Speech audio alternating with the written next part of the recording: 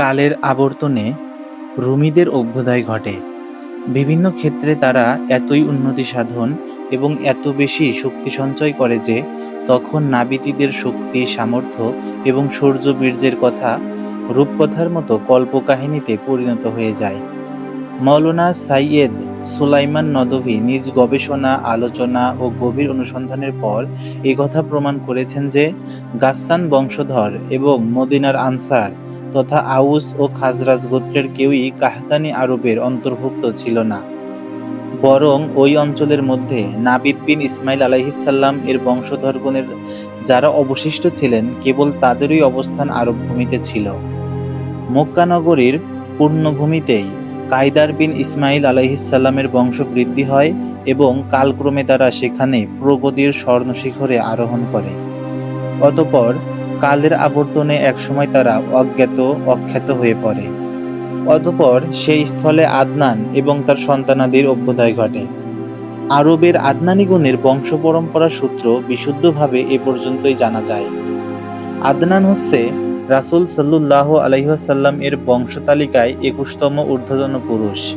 কোনো কোনো বর্ণনায় বিবৃত হয়েছে যে রাসূল সাল্লাল্লাহু আলাইহি ওয়াসাল্লাম যখন নিজ বংশতালিকা বর্ণনা করতেন তখন আদনান পর্যন্ত গিয়ে হঠাৎ স্তব্ধ হয়ে যেতেন, আর একটু অগ্রসর হতেন না।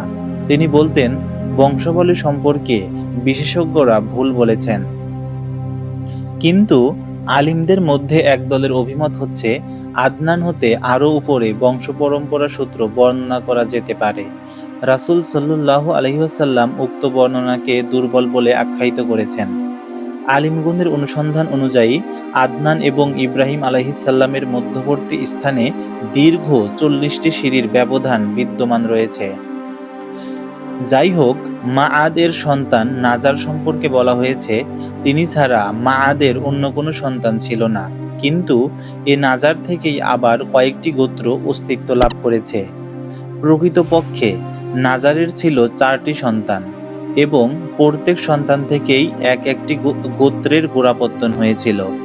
নাজারের এ ৪ সন্তানের নাম ছিল ইয়াদ, আনমার, রবিয়া এবং মুজার। তাদের মধ্যে রবিয়া এবং মুজার গোত্রের শাখা প্রশাখা ব্যাপকভাবে বিস্তৃতি লাভ করে। অতএব রবিয়া হতে আসাদ বিন রবিয়া, আনজা, আব্দুল কাইস, ওয়ায়েল, বাকর, তাগলিব এবং বনু হানিফা অস্তিত্ব লাভ করে। মুজারের সন্তানগণ দুটি বড় বড় গোত্রে বিভক্ত হয়ে পড়ে। সে দুটি গোত্র হল কাইস আইলাম বিন মুজার এবং ইলিয়াস বিন মুজার। কাইস আইলাম হতে বনু সুলাইমান, বনু হাওয়াজেন, বনু গাতফান হতে আবস, জুবিয়ান, আশজা এবং গনে বিন আসর গোত্রসমূহের সূত্রপাত হয়। ইলিয়াস বিন মুজার হতে তামিম বিন মুররাহ, হুজাইল বিন মুদ্রেকা, বনু আসাদ বিন খুজাইমা এবং কেনানা বিন খুজাইমা গোত্রসমূহের উদ্ভব হয়। অতঃপর কেনানা হতে কুরাইশ গোত্রের উদ্ভব হয়। এই গোত্রটি ফেহর বিন মালেক বিন নাজার বিন কেনানা এর সন্তানাদি। এরপর কুরাইশ গোত্র বিভিন্ন শাখায় বিভক্ত হয়ে পড়েছে। এর মধ্যে প্রসিদ্ধ শাখাগুলোর নাম হচ্ছে জুমহ, সাহম আদিম মাখজুম, তাইম, জুহরা এবং কুসাই বিন কেলাবের বংশধর।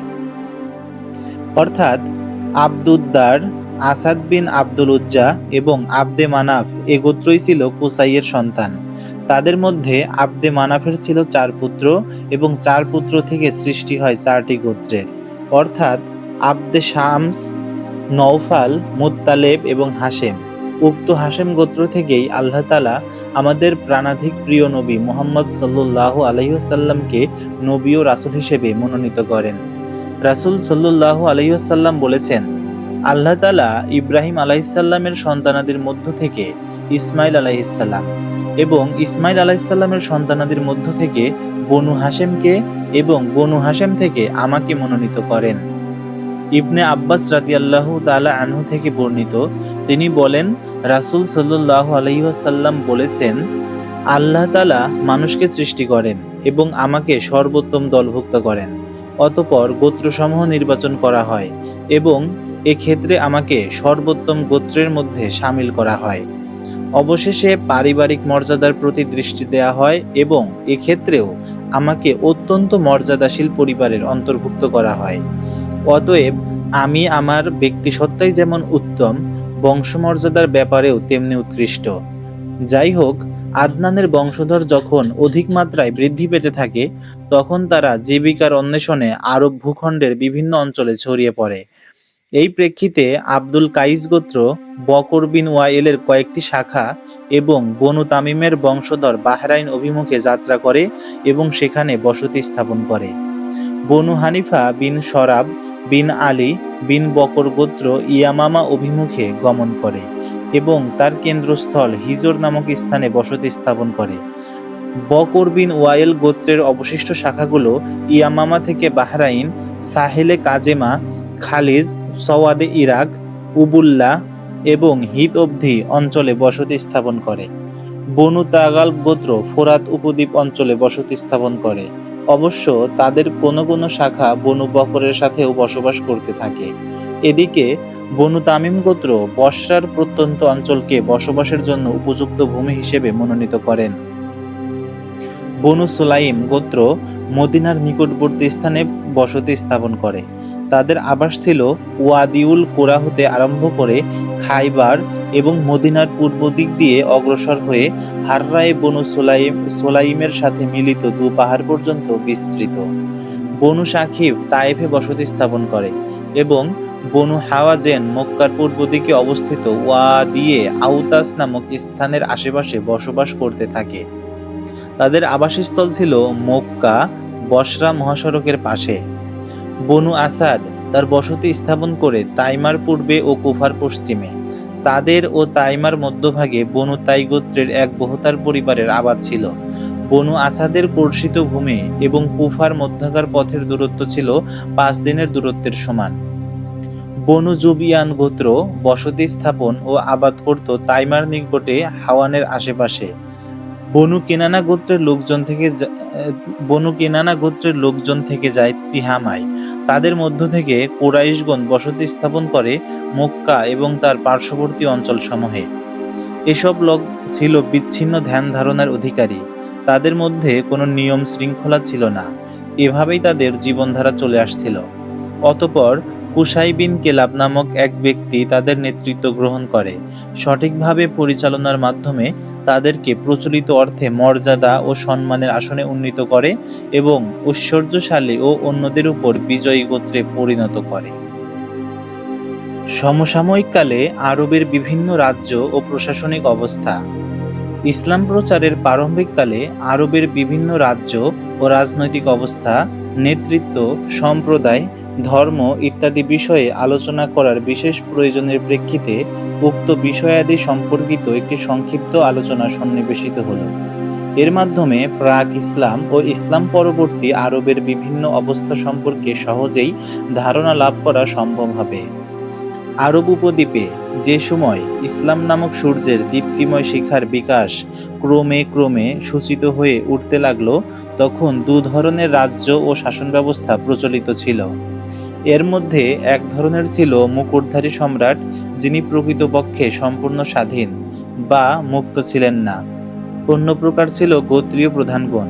মুকুটধারী সম্রাটগণের যে মর্যাদা ছিল, অন্যান্য খ্যাতিসম্পন্ন গোত্রীয় প্রধানগণেরও সে মর্যাদা ছিল।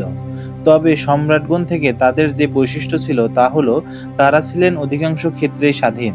যেসব সাম্রাজ্যে মুকুটধারী সম্রাটগণের শাসন প্রতিষ্ঠিত ছিল সেগুলো হচ্ছে শাহানে ইয়েমেন, শাহানে আলে গাসসান মানে সাম্রাজ্য এবং শাহানে হীরা মানে ইরাক।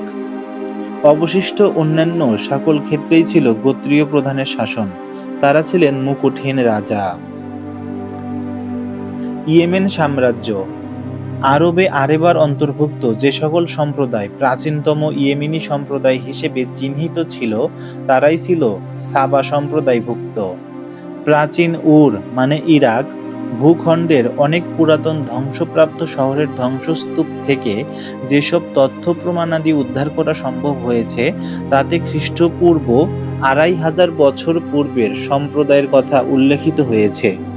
কিন্তু খ্রিস্টপূর্ব একাদশ শতকে তাদের অভ্যুদয় সূচিত হয়েছিল বলে তথ্য প্রমাণাদি সূত্রে যা উল্লেখ করা হয়েছে তা ছিল মূলত অনুমান নির্ভর।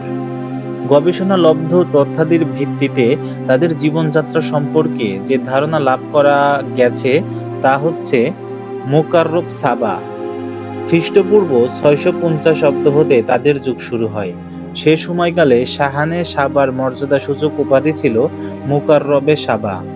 তার রাজধানী ছিল সারওয়াহ নামক নগরীতে, যার ধ্বংসপ্রাপ্ত অট্টালিকার চিহ্ন আজও মাআরেবের পশ্চিমে একদিনের পথের দূরত্বে দেখতে পাওয়া যায় এবং তা খাবিবা নামে প্রসিদ্ধ রয়েছে। সে যুগে মাআরের সে বিখ্যাত বাঁধের ভিত্তি স্থাপন করা হয়, যা ইয়েমেনের ইতিহাসে বিশেষভাবে উল্লেখযোগ্য।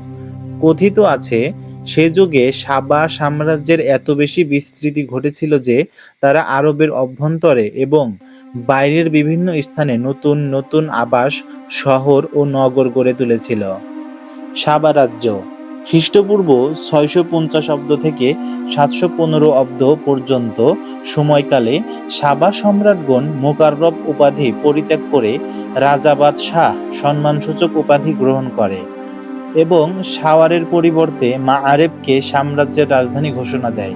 সে শহরের ধ্বংসস্তূপ আজও সানআ নামক স্থানের 60 মাইল পূর্ব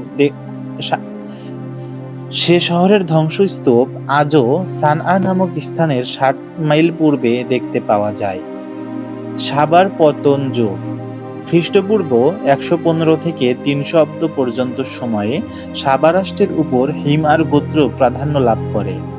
মাআরবের পরিবর্তে রায়দানকে রাজধানী করে। পরে রাজধানীর নাম রায়দান পরিবর্তন করে জিফার রাখা হয়। এ শহরের ধ্বংসাবশেষ আজও ইয়ারিম শহরের নিকটে এক গোলাকার পর্বতের মধ্যে দেখা যায়। এই সময় থেকেই সাবা সম্প্রদায়ের পতন শুরু হয়ে যায়। নাবতীয়গণ প্রথমে হেজাজের উত্তর প্রদেশে নিজ কর্তৃত্ব প্রতিষ্ঠা করে সাবা সম্প্রদায়ের বসতি স্থাপনকারীদের সেখান থেকে বহিষ্কার করে। উপরন্তু রোমিগণ মিশর, শাম এবং হেজাজের উত্তরাঞ্চল দখল করে নেয়ার ফলে সমুদ্রপথে তাদের ব্যবসা-বাণিজ্য ক্ষতিগ্রস্ত হয়ে পড়ে। এভাবে পর্যায়ক্রমে তাদের ব্যবসা-বাণিজ্য সংকুচিত হতে হতে শেষ পর্যন্ত বন্ধ হয়ে যায়। অন্যদিকে কাহতানি গোত্রসমূহ নিজেদের মধ্যে অন্তর্দ্বন্দ্ব এবং কলহে লিপ্ত হয়ে পড়ার ফলে নিজ নিজ আবাসস্থল পরিত্যাগ করে তারা বিভিন্ন জায়গায় ছড়িয়ে পড়ে।